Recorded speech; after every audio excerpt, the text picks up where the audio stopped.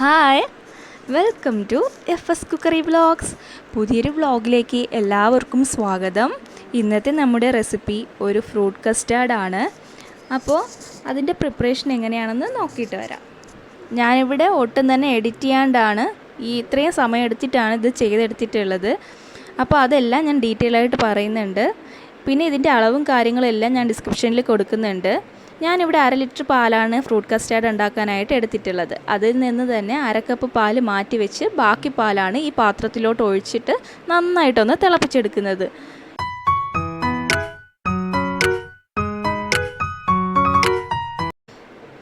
അപ്പോൾ നന്നായിട്ട് ഈ പാല് തിളച്ച് വന്നതിന് ശേഷം ലോ ഫ്ലെയിമിലാക്കി കൊടുക്കുക. അതിന് ശേഷം 4 ടേബിൾ സ്പൂണോളം പഞ്ചസാര ആഡ് ചെയ്ത് കൊടുക്കുക.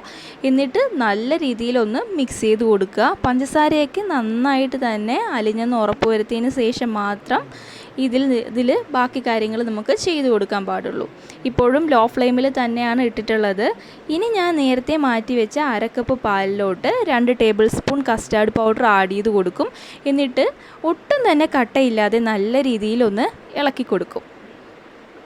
ഒട്ടും തന്നെ കട്ടയുണ്ടാവാൻ പാടില്ല, എന്നാൽ നമ്മുടെ കസ്റ്റാർഡ് ശരിയാവില്ല. അതുകൊണ്ട് ഈ സ്റ്റെപ്പ് നല്ല രീതിയിൽ തന്നെ ശ്രദ്ധിച്ച് ചെയ്യുക.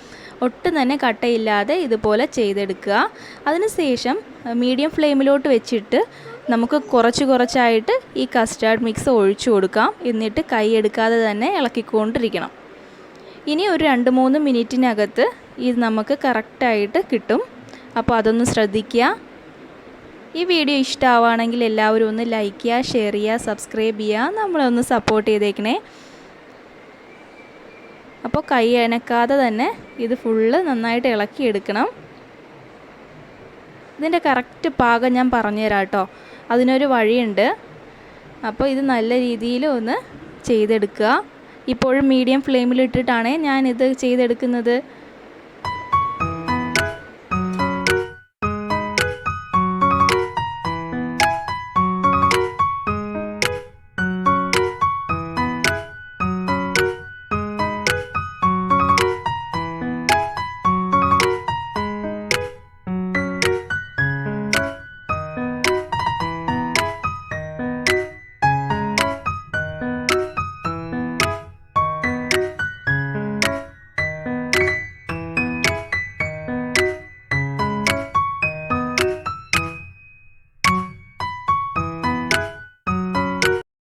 പിന്നെ ഇതിൻ്റെ കറക്റ്റ് പാകത്തിനുള്ള പരുവം എങ്ങനെ അറിയുമെന്ന് വെച്ചാൽ, നമ്മൾ ഈ ഇളക്കിക്കൊണ്ടിരിക്കുന്ന തവിയില്ലേ, അതൊന്ന് തിരിച്ച് പിടിക്കുക.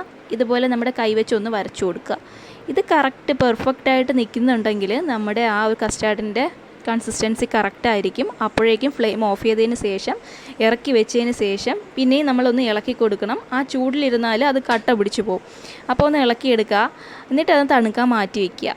അപ്പോൾ അത് തണുക്കാൻ മാറ്റി വയ്ക്കുന്ന നേരം കൊണ്ട് നമുക്കിതിന് വേണ്ടിയിട്ടുള്ള ഫ്രൂട്ട്സ് നമുക്കെടുക്കാം. ഞാനിവിടെ ആപ്പിള്, അതുപോലെ 2 ചെറിയ പഴം, അതുപോലെ പിന്നെ മാതളം, ഇത്രയാണ് ഇവിടെ എടുക്കുന്നത്. പിന്നെ കുറച്ച് നട്ട്സ് എടുക്കുന്നുണ്ട്.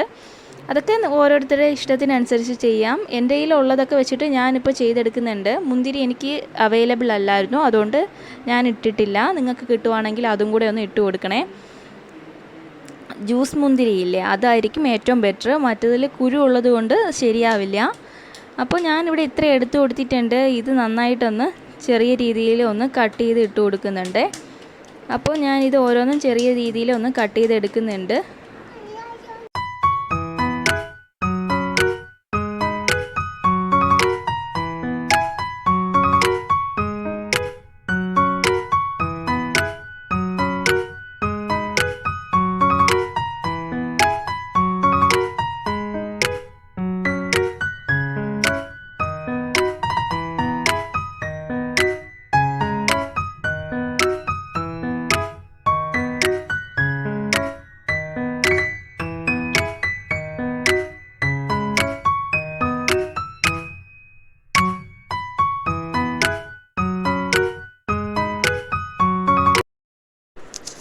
ഇനി കസ്റ്റാർഡ് നന്നായിട്ട് തണുത്തെന്ന് ഉറപ്പ് വരുത്തിയതിന് ശേഷം മാത്രമാണ് ഞാൻ വേറൊരു പാത്രത്തിലോട്ട് ഇത് ഒഴിച്ചു കൊടുത്തിട്ടുള്ളത്.